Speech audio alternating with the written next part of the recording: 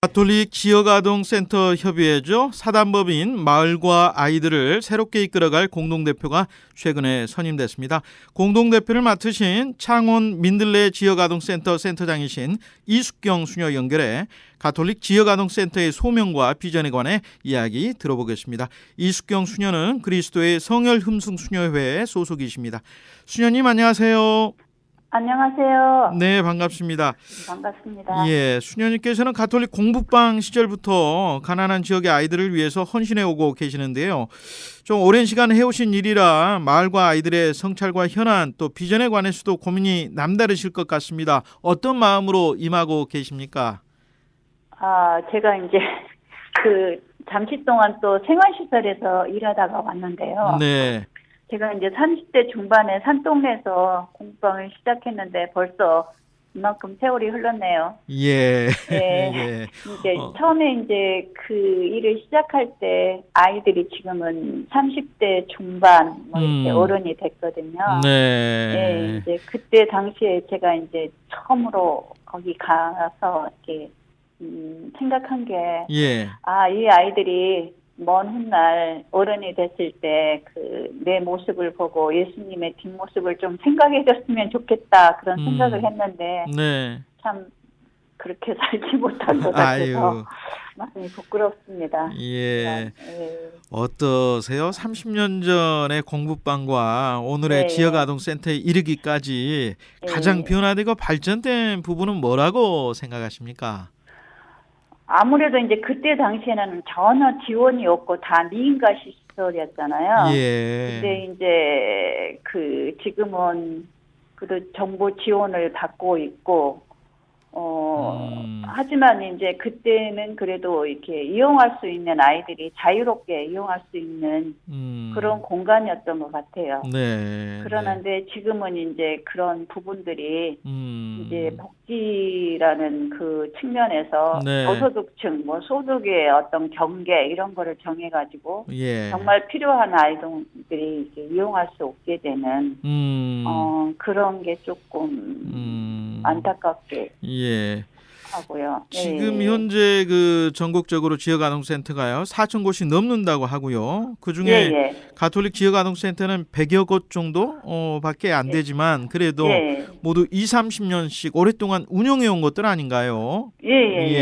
좀 오랜 경험 또 가톨릭의 정체성이 어떻게 구현되고 있다고 보십니까? 그러니까 이제 그래도 종사자들이 거의 이제 20-30년 투신하고 지금 계시잖아요. 그때 이제 실무자들이 지금 정년을 맞이하고 있어요. 그러시겠어요. 그래서 이제 그때 당시에 대부분 산동네에서 단순하게 이제 아동 돌봄만 한 게 아니고 부모 교육 상담 또 이제 지역아동센터에 국한되지 않고 지역 독거노인들 방문하고 또 이제 보상 없이 철거당할 때 산동네에서 함께 이제 연대하고 하면서 사관방 역할을 많이 했었어요. 그래서 이제 그때 당시에는 이제 공부방이 없어질 거라 생각했는데 이제 그 지역에 사는 아이들이 공부방 때문에 비록 이제 철거는 당하고 그 지역은 없어졌지만 이제 지하 스텝방이나 이런 곳으로 이사를 가갖고 계속 이제 일을 하게 됐잖아요. 그래서 이제 실무자들도 공부방 때문에 지역을 떠나지 못하고 이게 지금까지 온 게 아닌가. 그리고 이제 아동들과는 어떤 가족과 같은 끈끈한 그런 정이 있고 연대가 있죠, 지금도. 단순히 공부방 역할에만 머무르지 않고 정말 가족처럼 함께 삶을 살아오신 거네요, 그러니까. 그러셨고요. 정부가 지역아동센터 지원하고 있습니다만 전반적으로 어려움이 많다고 들었는데요. 가톨릭 지역아동센터들의 규모라든지 형편은 어떻습니까? 현실적으로 어떤 어려움이 가장 큽니까?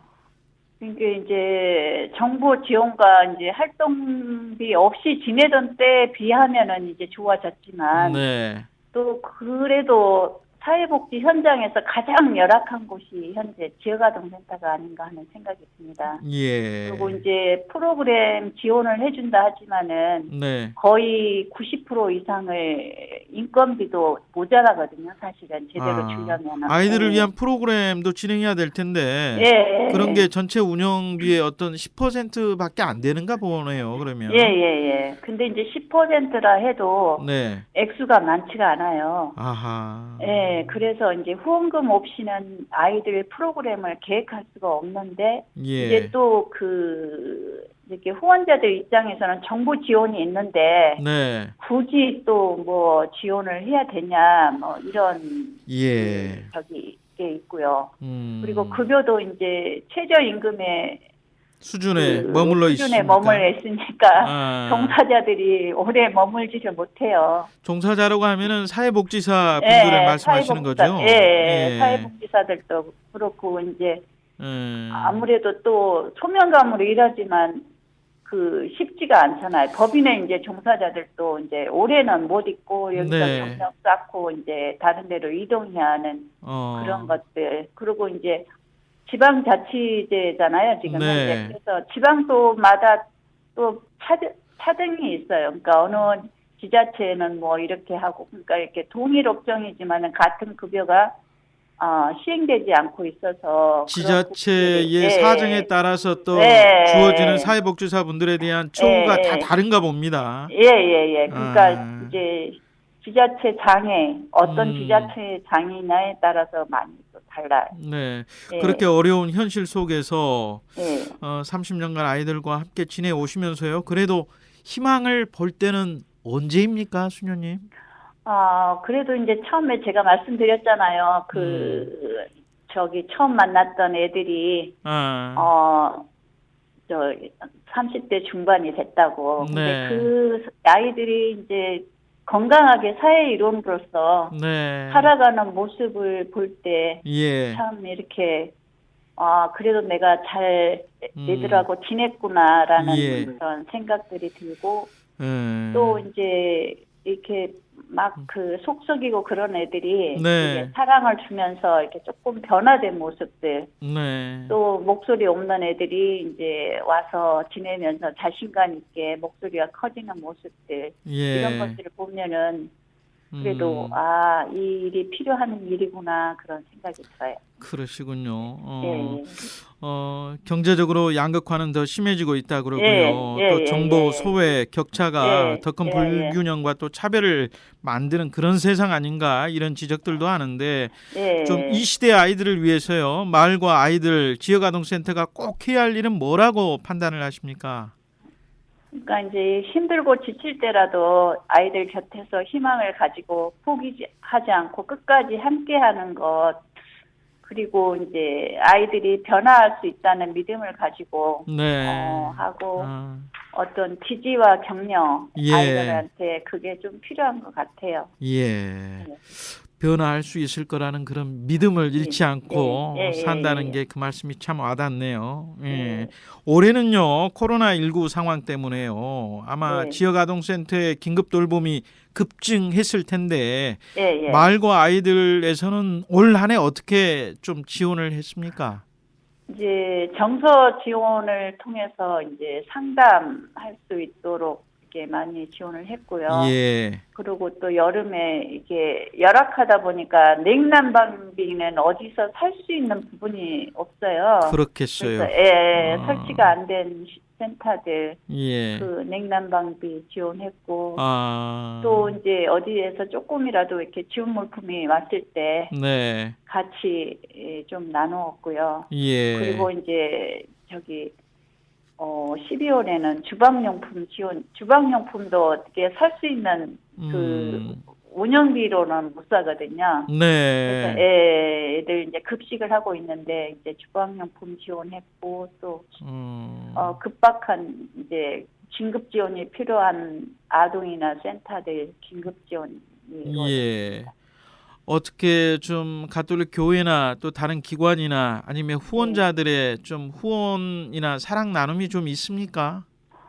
저희가 이제 내일 미사에 이제 광고를 내고 있거든요. 예. 예, 그거를 통해서 그래도 전에는 전혀 이제 그런 개별 후원이 없었는데, 네. 예, 그 전에 신부님께서 그거를 하셔갖고, 네. 그래도 많은 보탬이 되고 있습니다. 그렇군요. 예.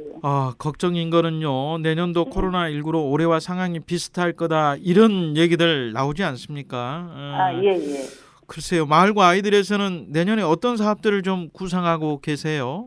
이제 매년 해오던 정서 지원 사업을 계속 이제 하려고 하고 있고요. 예. 그리고 이제 종사자들이 건강해야지 또 아이들이 건강하잖아요. 그렇죠. 예. 그래서 종사자 역량 강화 교육을 준비하고 있고, 예. 또 이제 각 지부가 있거든요. 네. 그래서 지부 활성화를 위해서 이제 워크숍 같은 거 할 때 조금이라도 좀 지원을 했으면 하는 그런 생각이 있고요. 예. 그리고 이제 아이들이 그 어떤 미래 그 직업 교육 비슷하게 자기가 하고 싶은 분야들을 선정을 해서 그 개별 프로그램 지원 교육 프로그램을 하려고 하고 있습니다. 예. 그리고 이제 긴급 지원으로 센터나 아동들이 이제 위기 상황에 있는 아이들을 발굴해서 지원을 하려고 했고, 이제 공익법인으로서 저희가 이제 뭐 여건이 허락하는 한 이제 현장의 소리를 듣고 뭐 무슨 지원이 필요한가, 제가 지금 아직은 좀 얼떨떨하거든요. 어떻게 아니 그래도 긴급 위기 아동도 발굴을 해서 지원을 한다는 건데 수님 말씀 도중에요. 궁금한 게 그 아이들을 위한 정서 사업이요. 정서 사업이라고 하는 거는 어떤 교육 프로그램을 통해서 정서 사업을 하는 겁니까? 그러니까 저희가 이제 아동들이 지금 이제 지역 아동센터 아이들이 이제 좀 열악한 아이들이 한부모 가정이 다문화 가정 이런 애들이 이제 주로 한부모, 조부모 가정, 또 이주민 가정. 그런 그러네요. 이제 아동들이 자존감이 많이 다운이 됐잖아요. 떨어져 있겠죠. 그래서 이제 그런 아동들의 그 어떤 자신감 이런 거를 키워주기 위해서 뭐 예를 들어서 모래 치료나 아니면 상담, 아니면 이제 그 집단 상담, 개인 상담 이런 거를 지원해주는 프로그램입니다. 그러군요. 그런 치유 프로그램, 또 집단 상담 프로그램을 운영하고 계시고요. 좀 글쎄요. 우리 언제 어느 때이든지 누구든지 아이들 모두가 좀 미래 주인공으로 잘 성장할 수 있도록 사회나 교회의 손길이 더 절실한데요. 마을과 아이들이 공동대표로서 어떤 포부와 기대를 좀 해보십니까? 그러니까 이제 가난한 사람들을 끝까지 그 안아주고 사랑해 주신 예수님처럼 우리에게 온 아동들이 건강한 사회 구성원으로 건강하게 목소리를 내면서 살아갈 수 있도록 저희가 이제 함께 해주는 것이 필요하다고 생각을 하고요. 또 아까도 말씀드렸지만 종사자가 건강해야 지치지 않고 아동들을 잘 돌볼 수 있기 때문에 종사자 교육과 이제 세미나들을 통해서 역량을 키우고 그 힘으로 아동을 지치지 않고 돌볼 수 있도록 해주는 것이 필요하다는 생각이 듭니다. 정부도 좀 사회복지사 종사자분들의 처우 개선을 위해서 좀 노력할 필요가 있겠다 하는 생각도 드네요. 말씀 들어보면서. 알겠습니다. 사단법인 마을과 아이들의 공동대표가 되신 창원 민들레 지역아동센터장 이숙경 수녀님과 함께 이야기 나눴습니다. 수녀님 오늘 함께해 주셔서 고맙습니다. 감사합니다.